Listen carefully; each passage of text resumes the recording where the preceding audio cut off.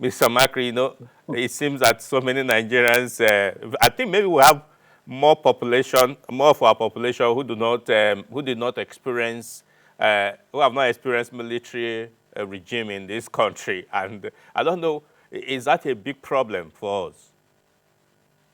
Yeah, it's a. Thank you very much, Patrick, for inviting me again. It's a very big problem, whereby some people, in fact, majority, because you see the age group of 35 downwards, most of them have not experienced military coup before. If they have experienced anything, it must be maybe the writings in the papers about coup in Niger or Burkina Faso, but in Nigeria here, they've not experienced a coup situation where you wake up early in the morning and there's martial National music. music. Yes, martial music, and then of course everybody is asked to stay indoors. Nobody should come out.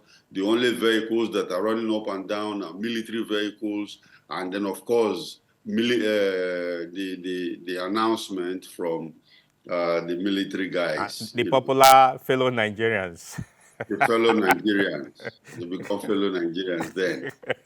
And then, of course, after the announcement, you see people, will jump out and be happy because they feel that, oh, the politicians who have been in power have not been doing the right thing. And then, of course, there will be these serious arrests. And of course, they will ask the police and then ask these politicians to report to the nearest police station and surrender themselves. And then, of course, the DSS itself will be looking for, some politicians, and then they will be arrested and stuff like that. And borders will be closed and airspace Borders will will be be shut down. closed immediately, no moving out, no moving in, And that's why you see some politicians who have an idea of it think that, oh, if there's a military coup, I have a private jet, I'm going to run away, I'm going to run through the border.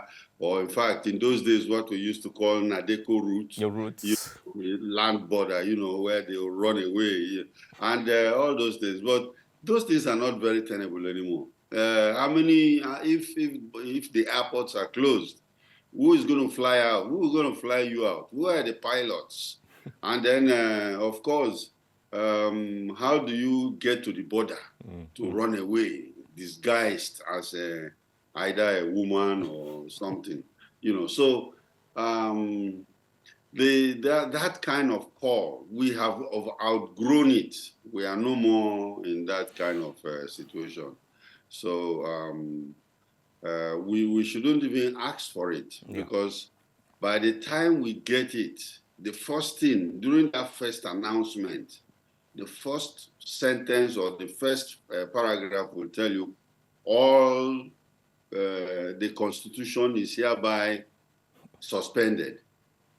And then of course the legislature is also suspended, because they are the first people to be suspended, and then the judiciary is also suspended, because you have only the tribunals, only the military, and they will rule through the Supreme Military Council, and they are the executive, the legislature, and then of course they rule by decree, and then of course the judiciary. They can sentence you. Like I mentioned earlier, when Buhari came in, he was sentencing politicians to 100 years in prison, 200 years in prison, and stuff like that.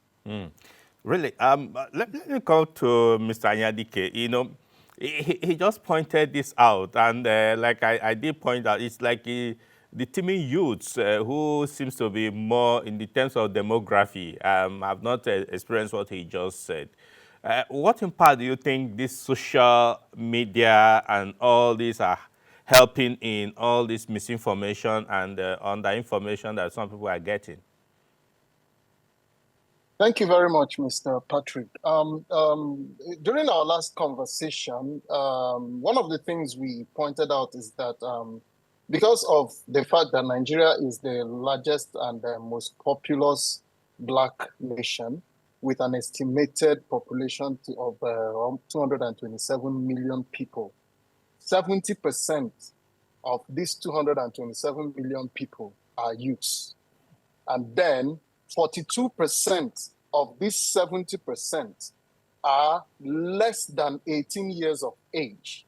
So that goes to show you that we are looking at almost 100 million people that are less than 18 years of age. That's a very rough estimate, that have no idea, that have had no idea of what a military situation in the nation or in governance looks like.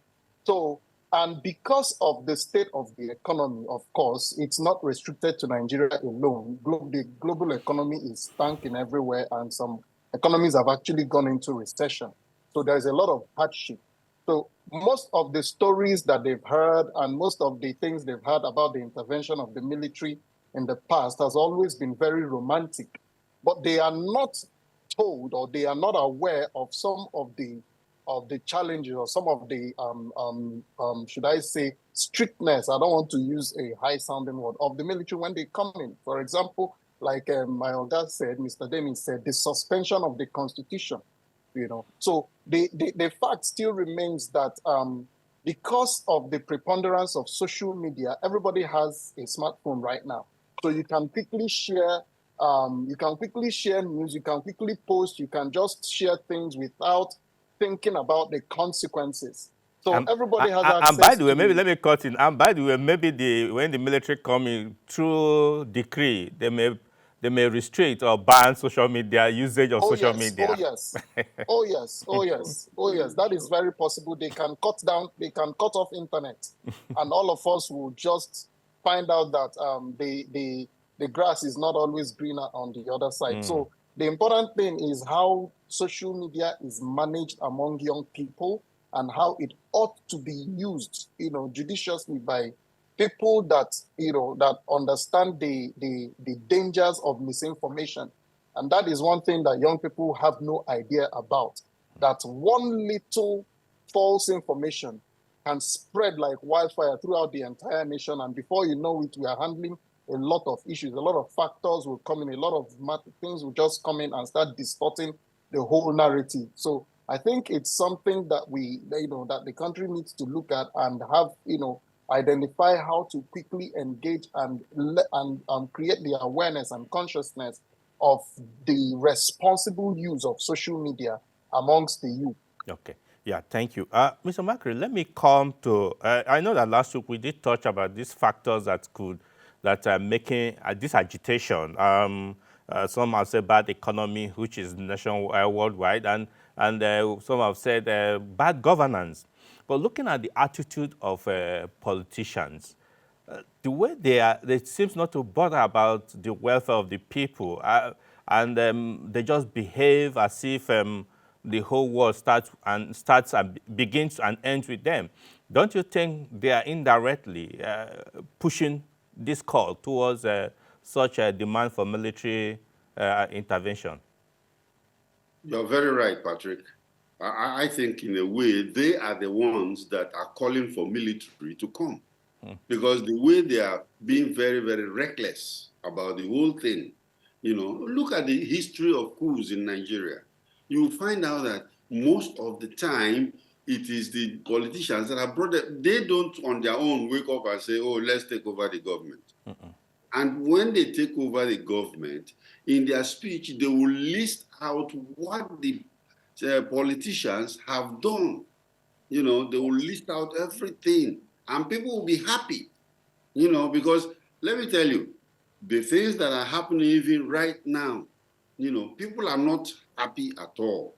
There is hunger in the land, there is poverty in the land, and meanwhile you are seeing, you are seeing politicians behaving like royals, even arguing among themselves who had more money. Over 500 million largesse. Yeah, no, it's not million anymore, Patrick. It's not million anymore. Right now, we're talking of billions and billions, we've gone to the billion level, So it has affected everywhere in society.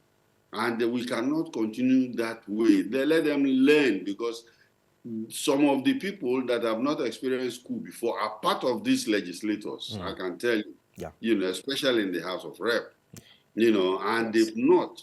So they are busy doing all these things and then feeling that nothing will happen, or if something happens, they'll run away.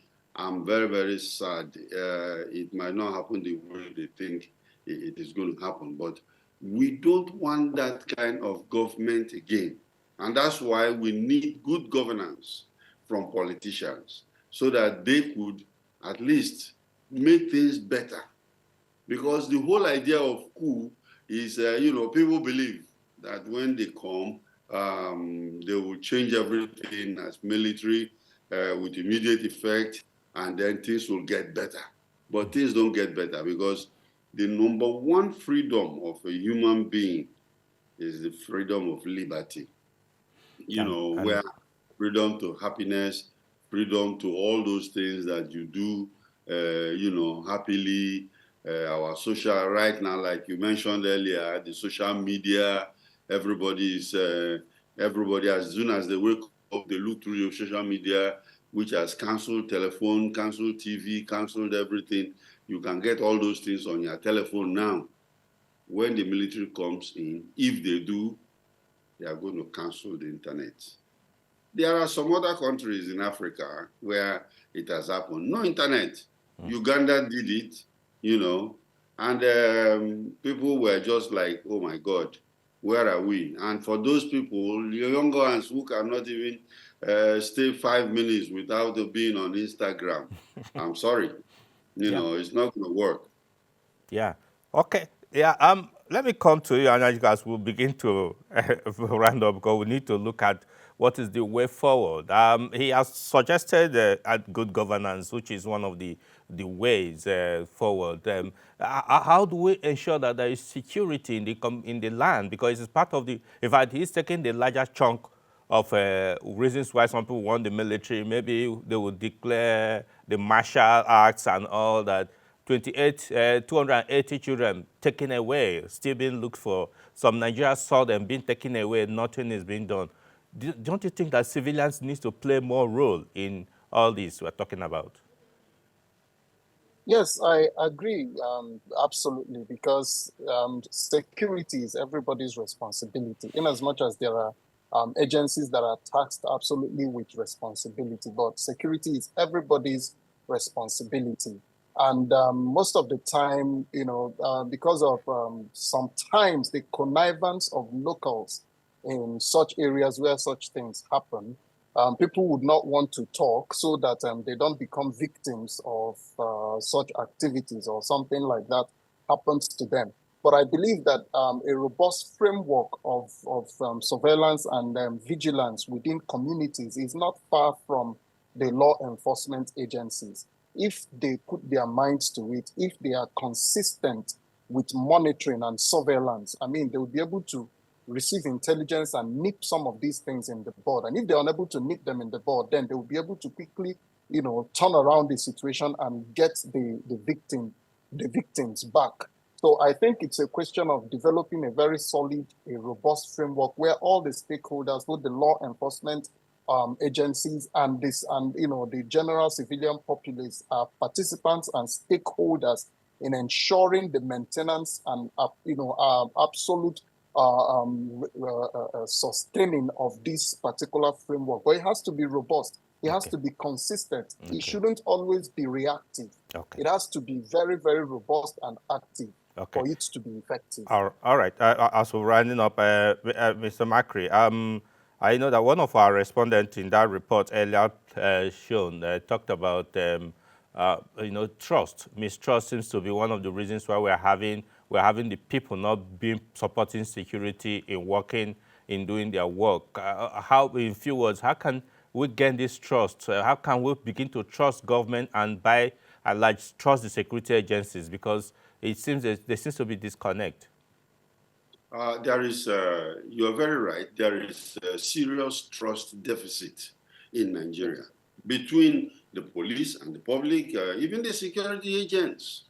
Because people are not very comfortable when they see the police around, they feel that the police is at the checkpoint stopping people, So these are the kinds of things. The trust deficit have to be cured. Okay. Because without it, no show. All right. Thank you so much, sir. We have to leave further progress to continue. Sorry, our problem has been time. Really, it's so short for us to discuss this extensively.